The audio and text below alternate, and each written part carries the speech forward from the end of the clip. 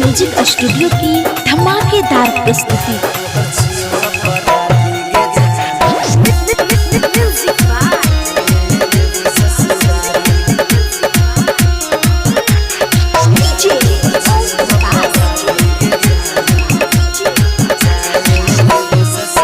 तोहर यार छियौ रंगदार गे, देखै छियौ लगे जे तो कोनो सार गे गे तोहर यार छियौ रंगदार गे, देखै छियौ लगे जे तो कोनो सार गे।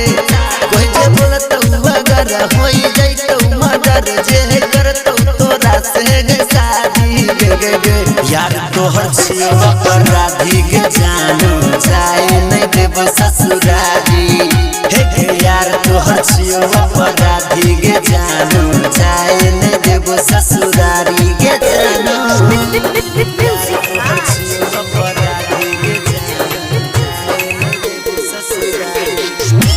मिंटू म्यूजिक स्टूडियो की धमाकेदार प्रस्तुति।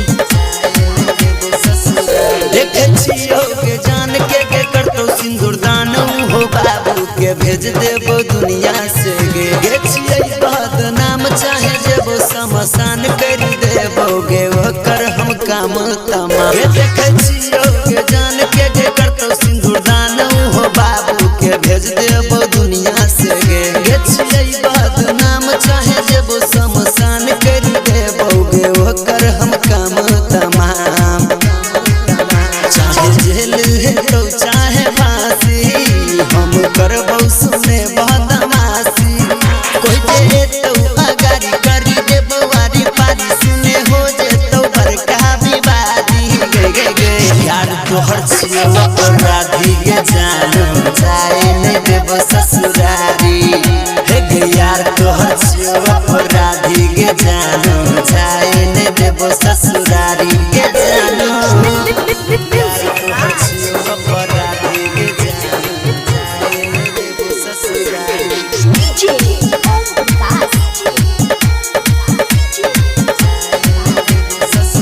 चाहे पुलिस प्रशासन लगते हमर आसन नहीं करबै, हम आदर के करोगे जान। हम छियै अपराधी जाने दुनिया ई सारी, तोरा दुल्हा के मरवा पड़ जेतो भाई। चाहे पुलिस प्रशासन लगतो हमर आसन नहीं करबै, हम आदर के करोगे जान। हम छियै अपराधी जाने दुनिया ई सारी, तोरा दुल्हा के मरवा पड़ जेतो भारी गे। हमर मुंडू भगे लहू गरम गे, जब से सुनियौ लगलहू लगान गे। राइटर दर्शन बेगर दिए तो चलतौ हमर मर्जी, जब दुआरा पयतौ बाराती गे।